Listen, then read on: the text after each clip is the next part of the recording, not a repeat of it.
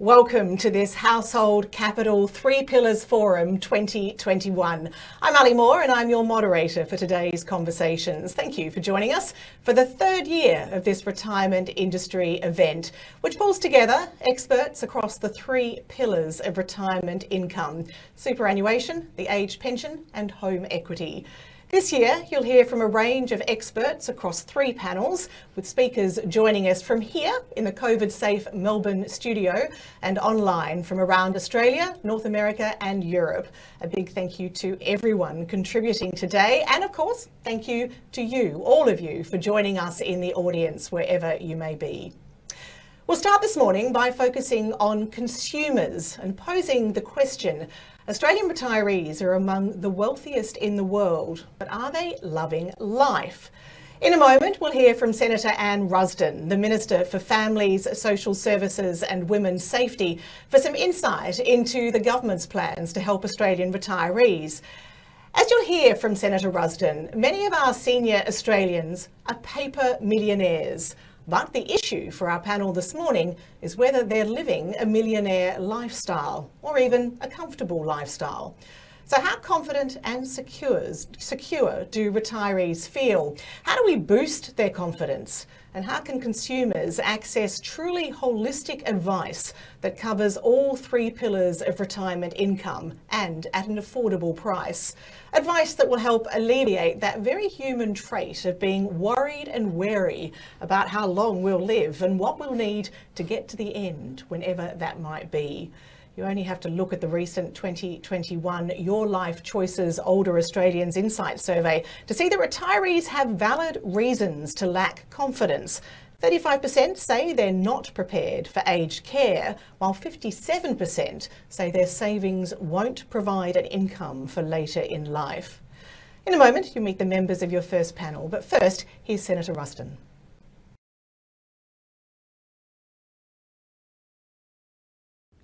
Thanks for inviting me to join you today, well, virtually anyway. It's no secret that Australians are living more than 10 years longer than they were 50 years ago. This is terrific news for all of us, but it does bring some new challenges for government. We want our senior Australians to enjoy the best quality of life during their retirement, and one of the key factors in achieving this is financial independence. The 3 pillars you are discussing today, the age pension, superannuation and voluntary savings, are so important to this and form the basis of Australia's retirement income system. To improve the welfare of our older Australians, these 3 pillars must work together and be fit for purpose.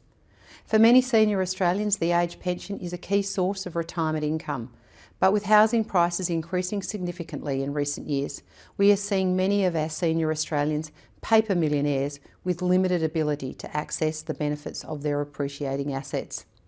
This is where the Pensions Loan Scheme comes in. The PLS was introduced in 1985 and is similar to a reverse mortgage or home equity release product.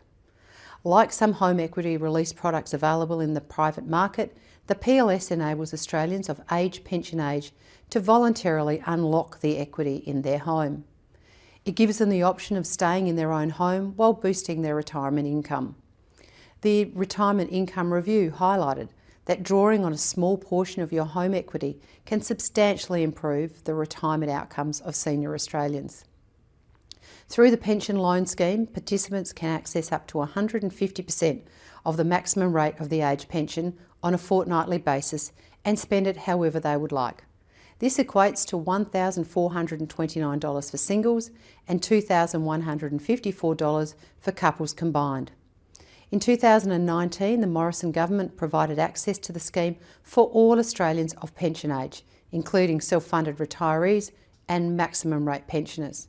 We also increased the amount available as a fortnightly loan. These changes have seen a 5-fold increase in the take-up over the last 2 years. And in this year's budget, the government introduced further enhancements to the scheme, which will come into effect in July next year.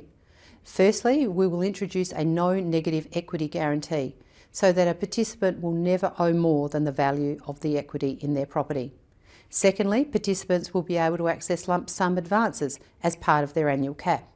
And thirdly, we are running a campaign raising awareness of the scheme amongst senior Australians to explain how it can benefit them. These changes will give older Australians more freedom to enjoy their retirement, whether that be more freedom to visit their grandchildren post-COVID, allowing them to purchase that one special thing they've always wanted, or just removing financial pressures in day-to-day life.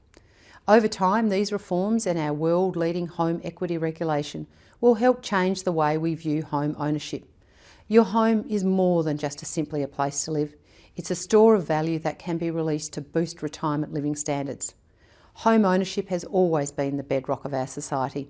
We know that most Australians want to stay in their own homes during retirement, a place often with decades of memories.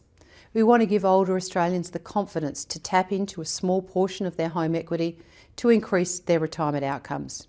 Your forum is a reminder that we are not only talking about policies, legislation and regulation, we're talking about choice and control for our senior Australians. Thanks again for having me and for your ongoing commitment to supporting older Australians. I look forward to continuing to work together and hearing the outcomes of your discussions today. Thanks so much. So to your first panel as part of today's discussions. Here with me in the studio is Cara Bay Snell, co-founder of Care About, which matches people with quality home care providers. And joining us remotely are Noel Whittaker, financial advice expert and best-selling author, including his most recent book, Retirement Made Simple. Ben Hillier, the head of retirement solutions at AMP.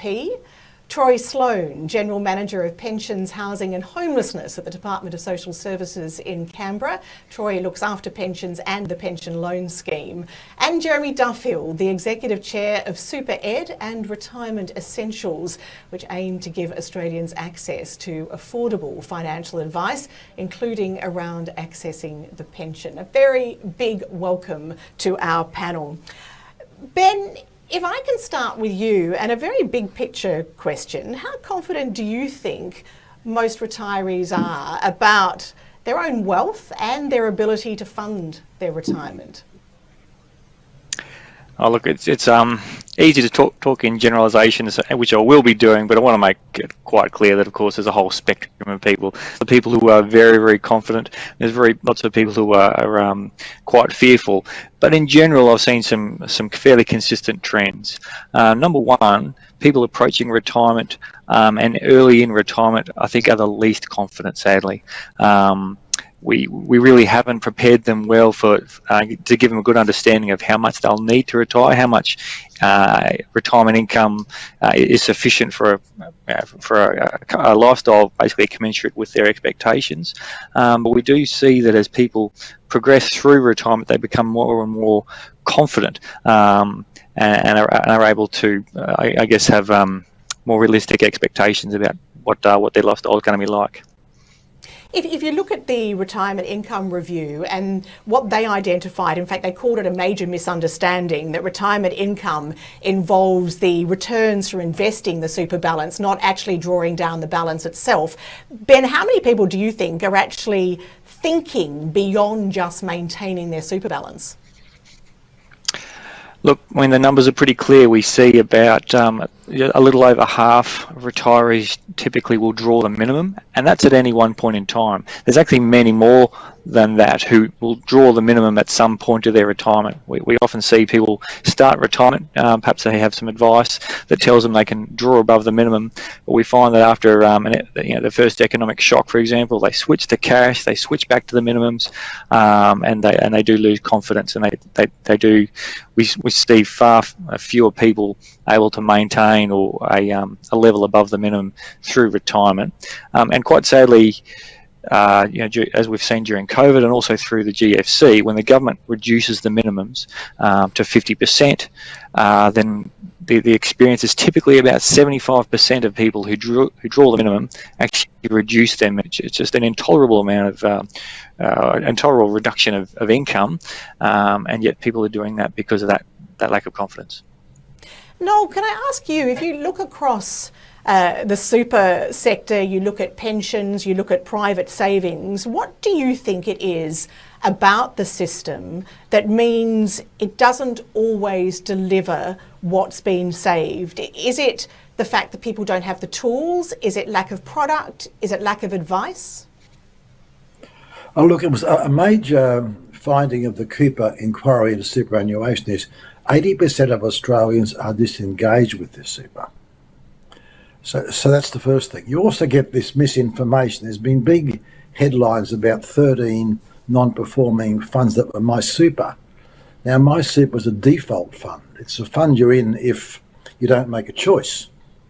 So I think Australians need to get more engaged. And of course, when markets fall, as they do, then the big paper headlines are, superannuation's crashed and markets have plunged.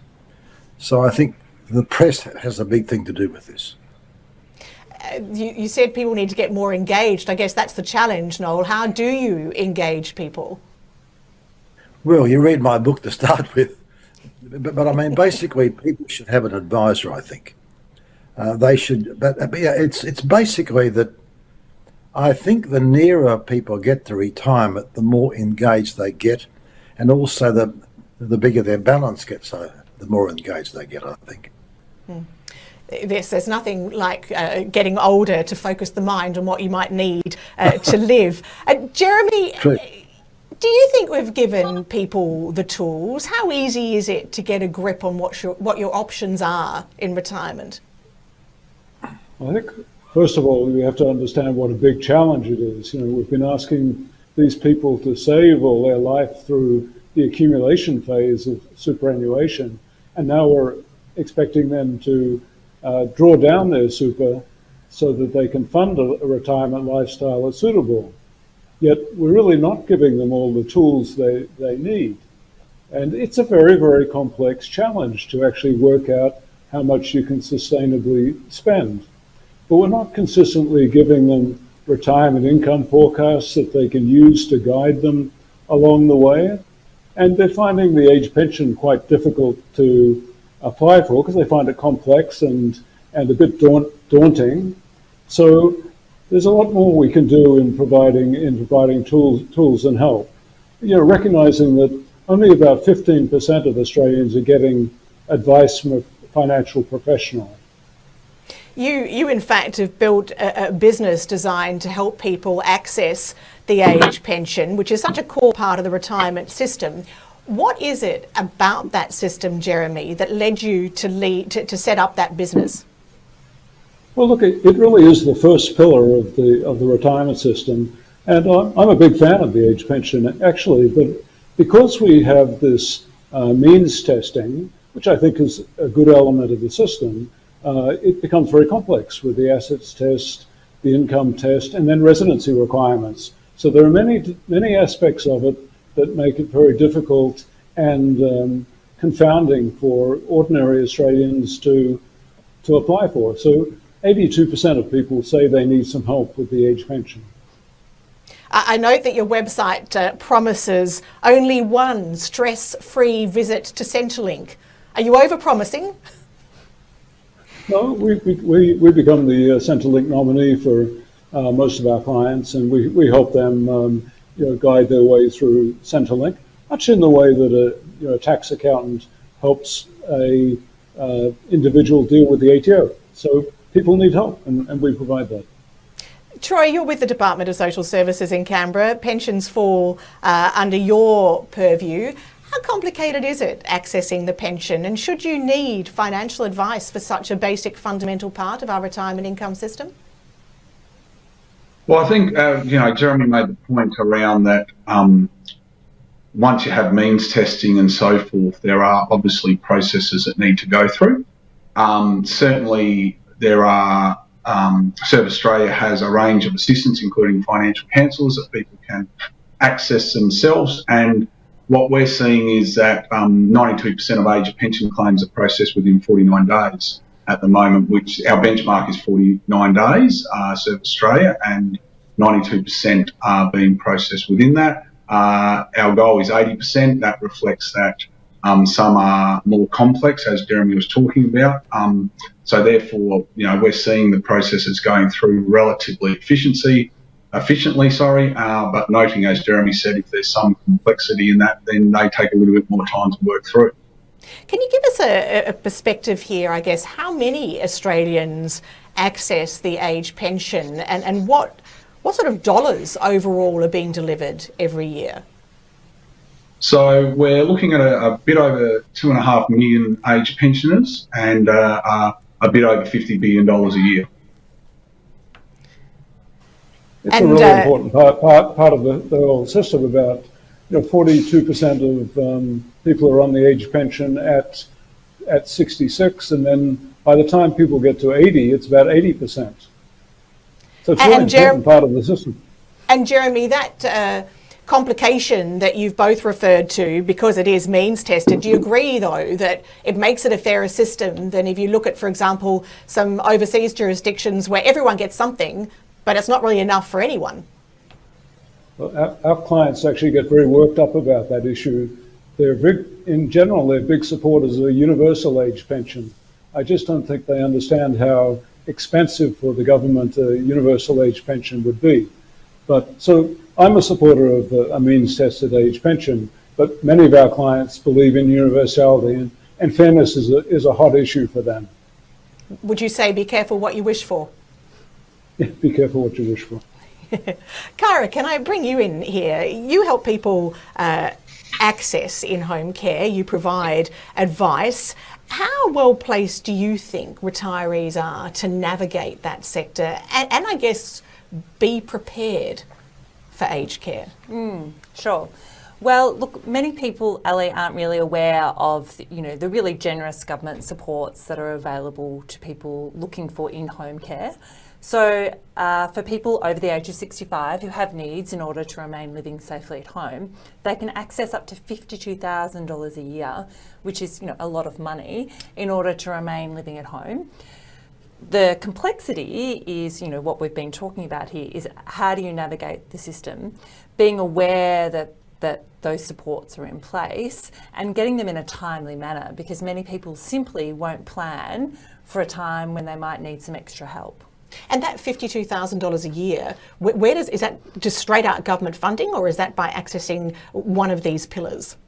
No, it's actually a government fund. So it's a subsidy towards the care. So you go through My Aged Care and you need to be able to navigate that system, which is really confusing, and know that it exists, and then apply, and then you're actually, through an approved provider, you can then designate, and you're in control, it's consumer directed, designate the type of cares and services that you need in order to remain living safely in your own home. So who are your clients, and are they, how do they find their way to you, and are they by definition some of the most complicated cases? I think we speak to a huge range of people, and we help people at all stages of the journey. So people who are in crisis, so we speak to people whose mum and dad have had a fall, they're in hospital, they've broken a hip, they need to be able to go at home, but perhaps they're separated by COVID, by state, by postcode. How do they get care at home? And that's always really, really challenging because the system doesn't have much immediate support available.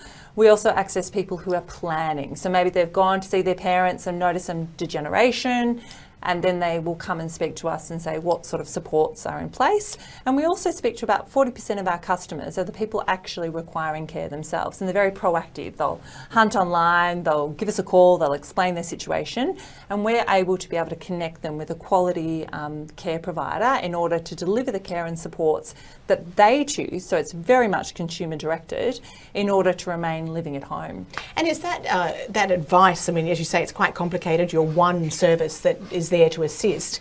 How easy is it to access that advice? I mean, are people finding you just through luck or by a bit of being good Googlers? Yeah, well, I think certainly good Googlers, and I think also by word of mouth. Certainly we get a huge amount of people that will come to us, and we help people, as I said, at all stages. So we also help people who are trying to find an aged care home, which is also very, very difficult to navigate.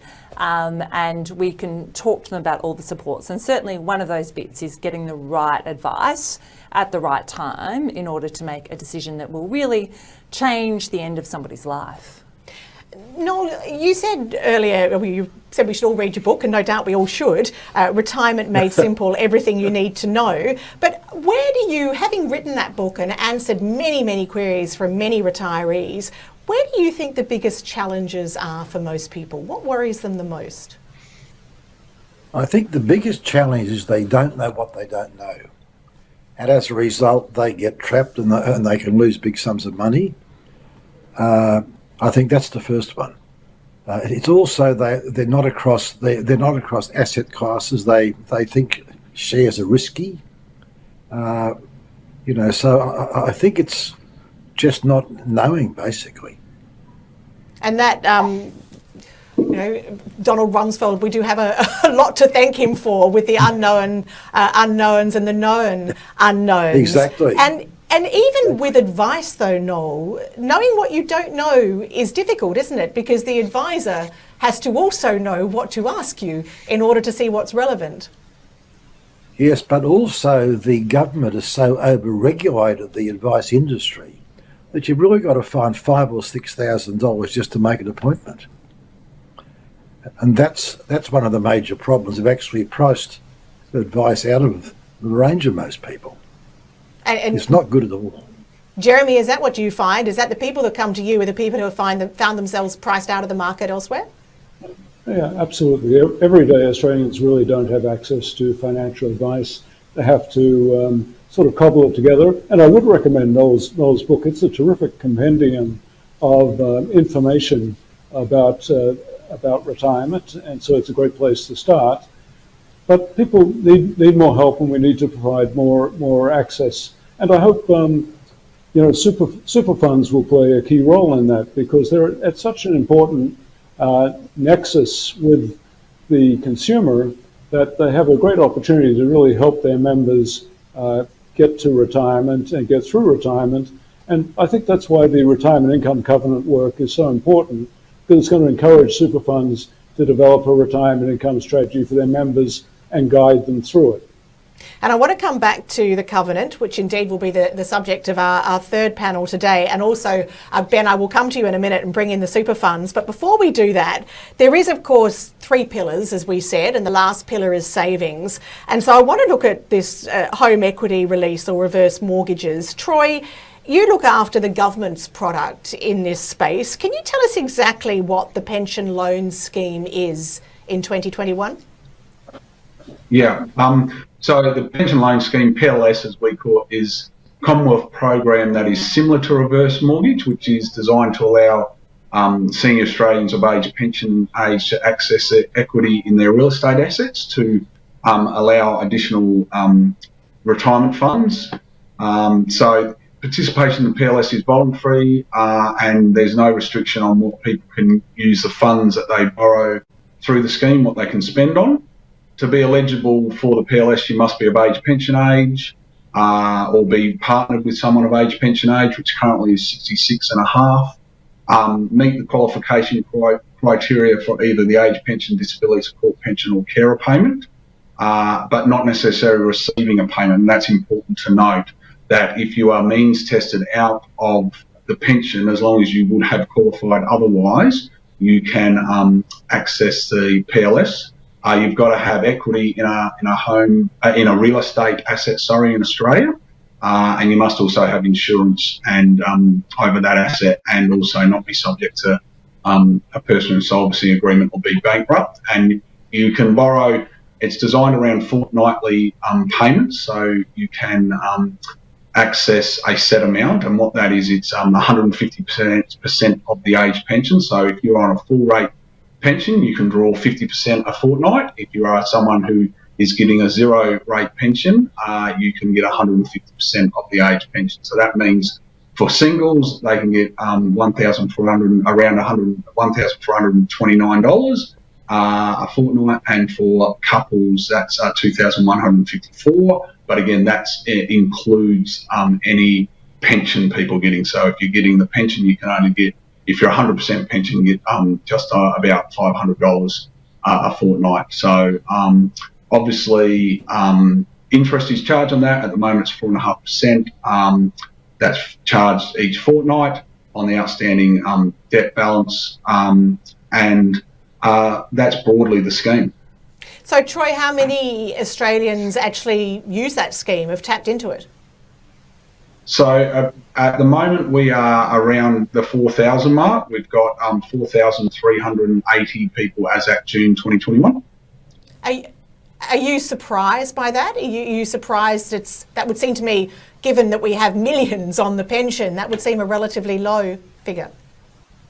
I think there's a couple of important points around that. We've had significant change around people who could access it. So certainly, so at June 2019, we had 768 people in the scheme, and that reflected a couple of things around. One, you can only get 100% of the pensions. So therefore, if you're a max rate pensioner, you weren't able to use the scheme, but that was changed on 1 June 2019, as well as if you could only be tested out on either the income test or asset test. And what we also changed was if you're tested out on either or both, if you're tested out on both, you can also apply for the use the PLS. So certainly we have seen a big increase. If you look at those numbers from 760 odd in June 2019 to nearly 4,400 today, it has been a significant growth over the last period. Kyra, how many people that you look after would think of accessing home equity to help fund their aged care? Well, I think lots of people simply aren't aware that that's an option. So, and it's not the right option for everyone, to make that really clear. But you've got to have the equity to start with. You've got to have the equity to start with, but also, I think being aware of all the different options, and that's certainly one part of the options of funding, support in order to remain living safely at home, whether it's through renovations or whether it's through actual personal care. Or whether it's meals and assistance, that certainly needs to be an option that's discussed more. Lots of people simply aren't aware of it. So I think that, there's a long way to go in raising awareness about these unknowns as options that, may be right for people. Do you think that, is it something that people would be open to if they did know about it? I mean, there is this whole emotional tie around the house, and many people spend their lives paying off their mortgage. Look, I think the reality is when you need care, whether you need to go into an aged care home or whether you need care at home, everything's on the table. Everything is heightened emotionally. And I think, as part of that consideration set, knowing all the options, and it certainly needs to be one, that is discussed. Ben, can we come back to you? Sorry, Troy, did you want to respond to that? So I think that bit about people knowing is an important part. And so the government is moving to an information campaign, an awareness campaign to let people know that if they wish to, as you were saying, if they wish to access that home equity, there is the pension loan scheme as well. So that will be, an important thing that the government rolls out to raise that awareness. But also others, as others have mentioned before, there are other products that are out there that might suit people's situations better. Well, if it is all about options and all about advice, let's Ben, let's come back to you as the super funds, and of course, under the retirement income covenant that's being proposed, it will fall to super funds to have retirement strategies for their members. But if it's all about accessing advice, what's the scope for super funds to do that, and the scope, I guess, for general advice? Because isn't everyone's circumstances different? Look, of course they are different, and we do like to I guess in the advice industry sometimes we keep going to the point that, look, everyone's circumstances is different, and yet we find that a lot of statements of advice are very, very similar.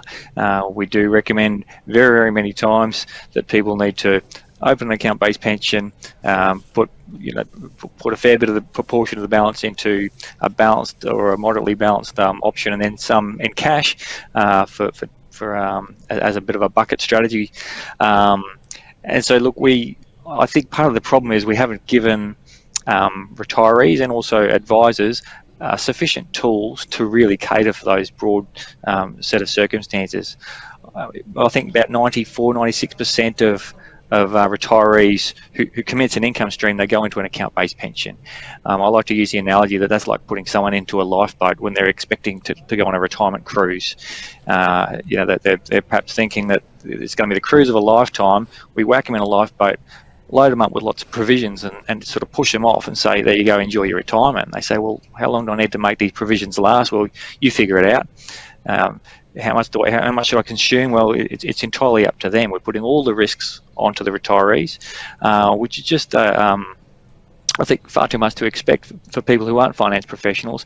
They're not actuaries. They don't know. They don't understand necessarily the perils of inflation, compounding interest. There's a whole lot of matters that they just haven't been considering, and so certainly it's incumbent upon the super funds in particular to give better tools and solutions to allow people to more confidently down their retirement savings, so they're not just drawing the bare minimum out of frugality and fear.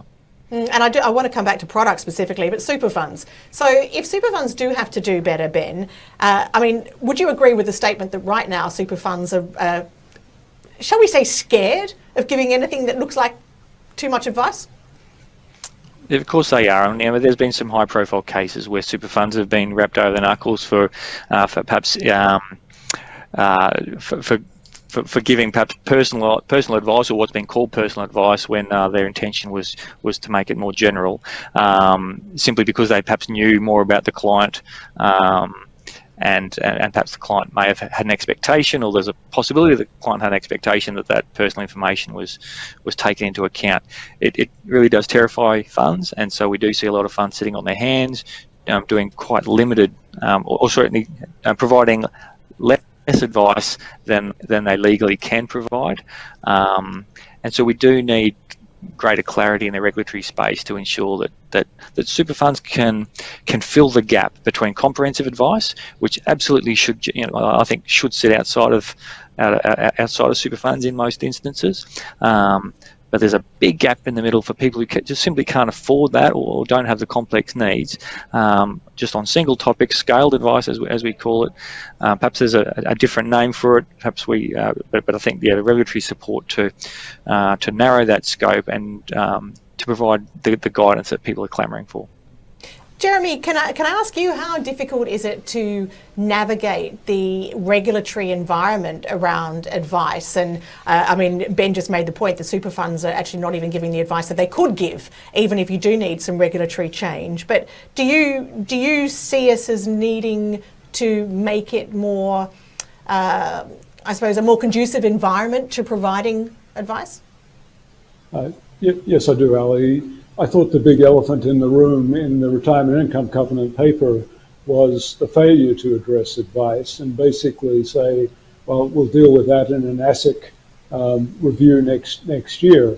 But that really is the big question. How are super funds going to provide advice? And the current regulations make it very difficult to know what the boundaries are and to provide an affordable form of advice in a safe harbor environment for super funds. So it's a difficult space. And just to give you a couple of examples of actual client behaviors, we find that 30% of our age pension clients are still in accumulation as opposed to an account-based pension. So they haven't moved to a tax-free phase. And we find another 30% of our clients have moved entirely to cash. So they've given up their super fund. So I think that those two examples sort of illustrate why and how people need advice. And I guess, again, we'll talk about the retirement income covenant in a later panel, but Jeremy, the interesting thing about that covenant is that it says very specifically in the paper around it that it will not be advice, and that while the income strategy has to be provided, it doesn't have to take into account the particular circumstances of what other savings a person might have. Doesn't that sort of rather beg the question of where does general fit? How useful is general? And could I dare ask, how potentially dangerous is general? Well, you have to, when you approach retirement, really look at things on a household basis. And most super funds only have information about one member. When you're applying for the age pension, you have to think about it on a household basis. So that covers all the rest of your retirement plan. So there are some real challenges for super funds in getting into the advice space. But that creates opportunities for other providers to provide new ways to provide low-cost advice. And that's where I think digital solutions have to come to the foreground. And that's what's happened in other jurisdictions such as the United States. Australia is way behind the United States in affordability of advice. No, Ali, what? sorry, just to further elaborate on your question, and I think it's important to point out that the Retirement Income Covenant is putting out an obligation on super funds to have a strategy at the fund level, and perhaps for cohorts of members. It's not an individual advice strategy for all the members of the fund. So I think we need to separate the two, and I think it's a fair criticism that sometimes the draft covenant as it's written does confuse the two. But I think we really need to point out that super funds at a strategy level have no ability to understand and plan for the individual circumstances of each retiree. So, Ben, would you still see it, though, as useful that people and members will understand that this broad strategy, how that might fit with how their retirement planning should be and how that would fit with advice? I mean, as you say, it actually does very specifically say it's not advice, it's a strategy. But how will that all come out in the wash? For me, it's about building blocks and tools. I think that it's incumbent on the super funds to have the right products and services, so building blocks that, and then advice tools, calculators, flowing through to personal advice that will allow retirees and their advisors to construct a retirement solution that's fit for their needs. Neil, what do you think about how we do advice better and the role of the super fund? Me, Noel. Sorry, Noel. Yes, Noel, what do you think? Well, what I'd like to say, first of all, there's a thing that always causes trouble. Your superannuation is not counted by Centrelink until you reach pensionable age. It's common to have a couple where one partner is under pensionable age and one partner is over. Now, if that younger partner starts an account-based pension, that superannuation is counted straight away, and the guy could lose his pension. So that's the danger of trying to approach a single person. It can't be done. Is that a common problem? Yes, I think it's common. It's common that there are younger spouses, particularly. Yes. Jeremy, how do you agree, see? Jeremy, with that? Yeah.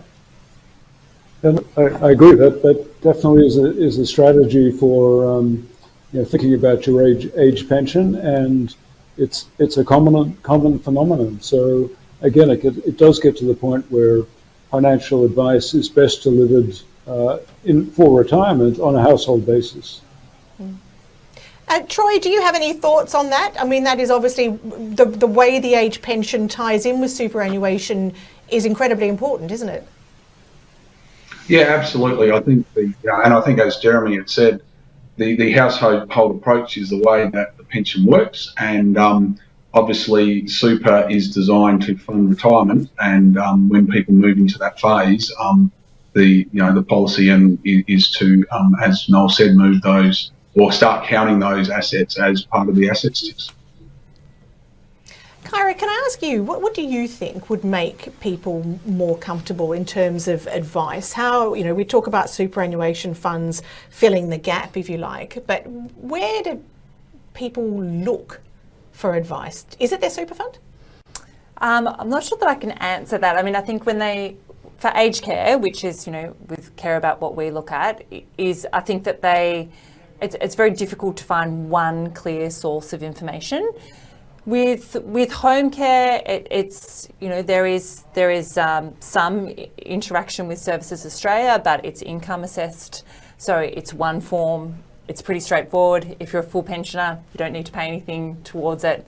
If you've got some income or you're a part pensioner, then it's a pretty straightforward assessment in order to work out whether you need to contribute something, and it's capped. So it's much more simple from the home care perspective. I think once you start looking into aged care homes, we certainly talk to people about the benefit advice. So people who maybe have had no interaction at all with a financial advisor and perhaps think that they don't really need one, they're actually the ones that benefit the most from getting really good advice, because it can make a huge difference to how they actually pay for aged care. And in your experience, would they be getting that advice from a paid financial advisor, or? They are reluctant to. I mean, it's certainly something that we recommend, but people are reluctant to. It's our service is free, so it's the first first part of the chain where they need to actually pay for financial advice. But when you're looking at in the capital cities and you're looking at entry into homes, so if you're a full RAD or full bond paying customer, if you're looking at entry in any of the capital cities, it's over 650,000. So to pay 3,000-4,000 for a set of advice in order to work out how to pay for that and your options really isn't that much, considering the huge difference that it can actually make to your circumstance. But that reluctance is quite well recognised, Noel, isn't it? I mean, do you find that with people who contact you, that they, well, maybe that's one of the reasons they do contact you? How willing are people to actually pay for tailor-made financial advice? They can't stand it. It's a funny thing, but people don't mind how much tax is taken out of their pay, but they can't stand to be forced to pay the tax office anything. People don't like putting their hand in their pocket. That's the problem. But there's also inertia. It's inertia. Well, I'm going to get around it. Yeah, it's like when the will. I mean, half Australians still haven't made a will. It's inertia. I think that's the big killer. So if you were pulling the policy levers, Noel, what would you do? Well, it's a tough one. I don't know. I mean, I don't know how you can make people act. I mean, you can lead a horse to water, but you can't make him drink, I think the universal pension is a frightful idea, because the people who push that say, well, it'll be paid for by taking all the concessions off superannuation. That's just crazy. Jeremy, if you were pulling the policy levers, what would you do? Well, in a utopia, I'd go for simplicity, because we must have one of the most complex systems in the world, from the superannuation system to the age pension system to our advice regulation. So I'd be looking for every opportunity I could to simplify things, but I don't expect that utopia to develop. So I would do things like pursue the retirement income covenant, try and make retirement income forecasts readily, widely available, help people understand what that means, because it helps them address the great questions of how much can I spend and how long will it last. So I think encouraging retirement income forecasts is something that super funds and the government can do. I would push super funds to help people get into account-based pensions at the right age, and not to stay in accumulation too long. And I would encourage super funds to keep their members into retirement, even if they have relatively small balances, and try to deter them from going to 100% cash, because that can be so costly from investment returns point of view.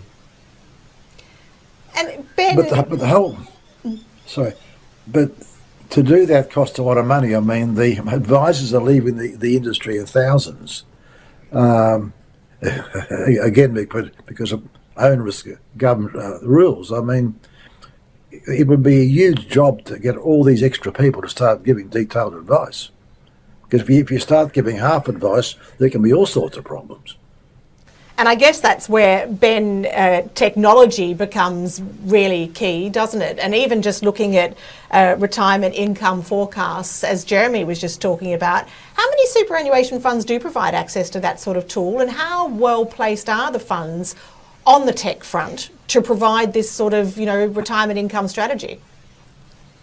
A moderate amount do provide those projections, and a moderate amount don't. My concern is broader than that, in that a super fund has no ability to provide a projection on a calculator that matches a projection from, a projection on their statement that matches a projection on a calculator that matches the intra-fund advice that they provide, that is going to actually match a comprehensive advice plan that an advisor would put together, because there's different requirements for each of those, and they do conflict. And I think that goes to the simplicity point that Jeremy was making. We do make it very, very complex. We don't provide consistent information. We don't provide it regularly. And so it's all quite bewildering, and sadly too many retirees just find it too hard. Certainly technology can play a really big part in solving this. We we have the technology. It's really not that difficult in today's age, as long as the regulations allow it, to be able to have a consistent amount of information provided at times that suit retirees as they approach retirement and through retirement, using the channels that are convenient to them. And Ben, what about, I know that you were key to the development of one of the most recent and very few of the income stream products that we do have, the Q Super product. Do you think that one way to make advice easier is to remove product? Look, it's a really good idea. I mean, having to include specific products in statements of advice is quite a barrier in terms of cost and complexity. If we were simply able to provide pieces of advice or guidance that recommend commencing an account-based pension, or recommends commencing a lifetime pension, recommend consolidating super funds, but without the burden of having to research all those individual options and then contrast them against alternate options, that will reduce the cost, reduce the complexity, certainly reduce the risk for advisors. And yet, when I sort of compare it back to many other aspects of someone's financial affairs, it's very good advice to say to someone you should consider the interest rate on your home loan. It's very good advice to say you should regularly look at your home and contents insurance. It's a step further to say you need to get this particular home loan or this particular general insurance policy, and I think we need to sort of balance the burden we put on consumers to actually make informed decisions themselves and do a bit of research. But if we can say, hey, look, you really should be consolidating your fund. Sadly, it's actually quite difficult to say that to someone at the moment, because you need to then take it to the next level and consider the insurances they've got on each one and the fees, and so we simply generally don't take that step. Clara, what do you think? I know this is outside your purview, but you are customer focused and you talk to people all the time who are facing some of these challenges. Given the hesitancy and the issues around product, do you think people are just being pointed in the direction of options? Think about that. Think about whether you want to, that fund should be in, you should be in, or that home equity release, or that particular, just giving people a push as to which direction they might want to look. Because at the moment it seems that people don't, the product is the end of the line. They need to know the options to get there. I think having somewhere consolidated and in plain English, I think it is overly complex. We've all been saying this. And so you could go all the way back to, the level of financial literacy that we have in Australia. And I think a lot of the material that is produced is, necessarily and perhaps unnecessarily complex, but to be able to present it in a timely manner and also, using plain English so that there is access there for people to understand it at the right time. I think particularly when you're looking at people requiring care at home, I think not everyone wants to imagine that as they get older that they're going to be vulnerable and that they're going to need help. However, that is one of the things that we see all the time, people trying to make a plan in a crisis. But if they were more aware of the options that they had moving along, then you get better outcomes. You get less pressure on the hospital system. You get less people having to move into an aged care home where potentially they could have had the right timed home care support. Maybe they paid for it themselves. Maybe they paid for it out of home equity while they were waiting for government subsidies. Maybe it was a combination of those options that they were able to access in order to avoid going in and out of hospital and ultimately having to end up in an aged care home. Obviously there's a direct correlation between the hours of care that you have in your home in the way that you want and how many the rates of hospitalisations and actually the time and length of stay that you have in an aged care home. And actually, Jeremy, on that issue of when you get advice is important, isn't it? If people come to Cara because they're in an emergency situation, it's so much harder to sort out. But it's the same with your entire retirement, isn't it? Well, that's right. I wrote a book a number of years ago with Robin Bauman, and we asked investors, mostly retired, what one piece of advice they'd give to others, and they said, get a plan.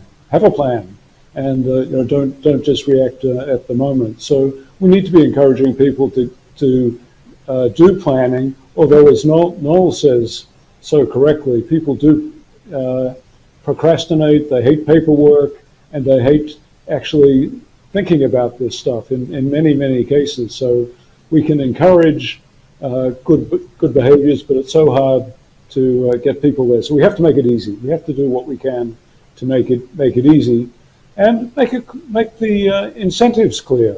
I mean, in helping people with the age pension, we know the incentive is enormous, because if you get the age pension, you get a big boost in your income. But there are other big payoffs from many of the financial advice topics we talked about. There's a big financial boost from applying for an account-based pension versus accumulation.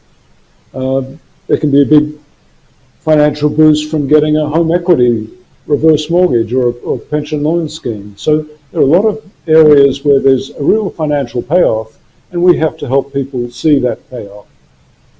And actually on that, I mean, Troy, I know that the government's put some money into sort of making it clearer just what the PLS can offer people. But I do have a question on the PLS, because the recent changes that have been introduced, it's still not subject to the responsible lending provisions. And if you're trying to put a product out there that also has private sector counterparts as well, why is it that this particular product isn't subject to the same regulatory environment that the private sector product is? Oh, I think there's a couple of things on that, Ali. I think the first thing is certainly there are different constraints and different, I suppose, for lack of a better set of words, incentives for government versus private sector. And also we certainly have in our guidelines very conservative loan to value ratios, so that's designed to try and make sure people don't extend themselves when borrowing against their equity. People can also choose, when looking at those loan to value ratios, they can choose an amount of equity to leave in the house. So again, then those assets will, those loan to value ratio age limits will kick in earlier against the value of the house. And certainly what I'd say for people who are considering, any of these things, Service Australia have a set of people with financial information services, and they're there to help people make informed decisions about their finances, and certainly can talk about pension loan scheme, but they can also talk about, pensions means testing, how to sort of what entitlements you've got, what entitlements you are entitled to, understanding where financial planners sit in the system and how to use their advice, understanding their own financial affairs and options.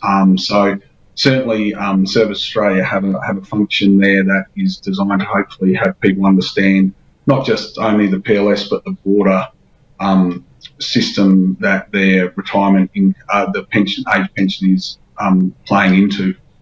But just staying on the PLS, because I accept your point that you've got limits and age ratios and that sort of thing, which the private sector has as well. But the way the system operates at the moment, if you're not subjected to those responsible lending provisions, and we have another robo-debt situation, what recourse do people who have taken a PLS loan, what recourse do they have to the government? Sorry, I'm not quite sure what I'm trying to say is that well, if you're not subjected to the responsible lending provisions, and something goes wrong down the track, and maybe the government who's lent the equity in the house starts to make claims that aren't actually valid, as we saw with robo-debt and as we saw with people who are working with Centrelink, what recourse would they have? There's no recourse to the government, is there? But what I'd say is this debt that is being accrued is not linked to any income that people are earning, and people are voluntarily moving into this product.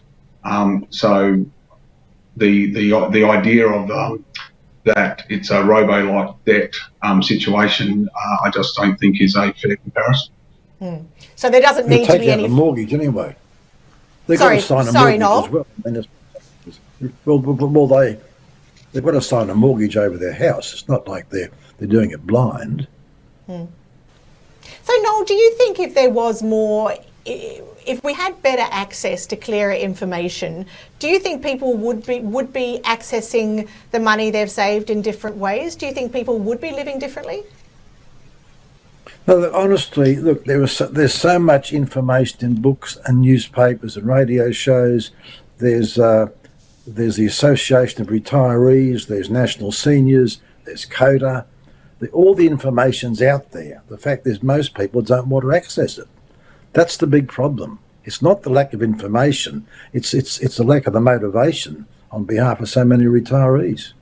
And do you agree with That's Jeremy the big that problem. one way to get that motivation is to actually provide the incentive of what you might get? As Jeremy said, if you get the pension, that is actually a very big boost to your income. I agree with that. And yes, true. But of course, you don't know you can get that unless you know the rules. That's the catch-22. Ben, what do you think? Noel, I was going to ask Noel about one of the things that came out in the retirement income review was underspending by retirees, and how people die with most of their initial assets intact. And I saw that with my own mother, who I think underspent throughout her retirement. And what do you think we can do to address that issue? Look, I think most people who are older now, they're inherently thrifty. I think that's how we were brought up. That's the first thing. And everyone's terrified of the cost of aged care. Oh my God, it might be $500,000, $700,000. So I think deep down it's this terror about aged care costs, I think. So that goes back, doesn't it, Jeremy, to the question of how do you alleviate the terror? How do you make people feel more comfortable? Well, that's right. Not easy. And I think one of the points the retirement income review was making is that there is tremendous subsidy of aged care costs, so that it may be a bit of a myth out there that there are outrageous costs. Whereas for many people, they will be heavily subsidised by the government. And Kara, that's a point that you made, that there is this money available. Yeah, it's really generous subsidies.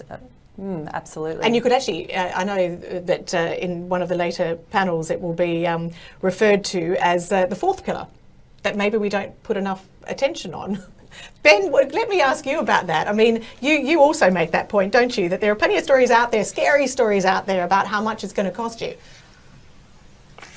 Yeah, absolutely. And look, to tell the truth, I don't think we, the industry, have done retirees a great service by, I think in some cases, overinflating how much people need to live comfortably in retirement. We sometimes take a pessimistic view about, an overly conservative view at least, about future returns, about inflation, about costs, etc. When in fact many people can already afford a comfortable retirement if they simply drew more than simply the earnings of their investments. It goes back to that point before. The retirement income review found people are just simply drawing quite conservatively. In my previous fund at Q Super, their account-based pension turned 25 years old this year. Happy birthday! And we did some analysis on the people who joined in that very first year 25 years ago. Those people who joined them and have drawn the minimum consistently over that period of time, surprise, surprise, have higher balances now than when they started. So 25 years on, they're perhaps 90 years old. To have a higher balance now is entirely inefficient. Absolutely, people are concerned. I agree with Noel about the cost of aged care. But keep in mind that a fair whack of those bonds, if they're paid as a bond, come from a family home, and of course there are other options for people to simply pay a rental. So certainly, as I've said before, we can do more to provide the tools or products to support people to more confidently and efficiently spend the money that they've already got. And I guess also simplify the message, because Ben, that message is, you think about the superannuation elevator ads, for example, which really visually gave it to people. If there's some way of giving people a message about how, it's ridiculous if you're actually growing your balance, but that's the time when you should be spending it, surely. It is, and look, it does give people a sense of security, but we can do even better than that. I think just appealing to their basis fears is easy to do, and it has been successful in parts of the industry, but we can certainly do better by our retirees to give them confidence to spend. We're out of time, but I just want to give everyone just a chance to say a quick final word. I think we've certainly come to the conclusion that we need better and clearer advice. We need a simpler system. I don't know what the chances are of unscrambling that particular egg. But Jeremy, just in a couple of words, what do you think? What do you think is the fundamental thing that we need to do for retirees in 5 years to be more confident than retirees in 2021? Give them more help, make more of an effort on their behalf. I think the Retirement Income Covenant really exhorts us to do that. And with the growth in the sector, I think it is an opportunity to do that. I think it's a responsibility to do that. So I think let's give them more help. Noel? I think we should do more to help them to help themselves. I think they should be encouraged to join the National Seniors or the AIR or one of those organisations. That's the way that they will gain the education which can help them. Troy? I think, what we've talked about here, that to realise there's a whole range of assets that you can draw on to help you in retirement and enjoy a good standard of living in retirement, and that you should look to obviously get advice where necessary and choose wisely on how you use those assets to hopefully enjoy your retirement. And Ben, super funds have got their work cut out for them, haven't they? They do, but I'm going to agree with Jeremy that the Retirement Income Covenant can absolutely, if implemented seriously, can do a significant amount of good for retirees. And then on the behalf of government, I think an unrelenting quest towards simplicity would be very useful. Cara? I think simplicity is key. I think providing clear information in simple language at the right time. Okay, so the system, as we said, has become incredibly complicated, but you have all been very clear in your thoughts and your recommendations and your insights, and we thank you very much for your generosity. So thank you very much to our panel, to Cara, to Noel, to Ben, to Jeremy and to Troy. Thank you very much for joining us. Thanks, Valerie. Thank you. Thanks, Thank you.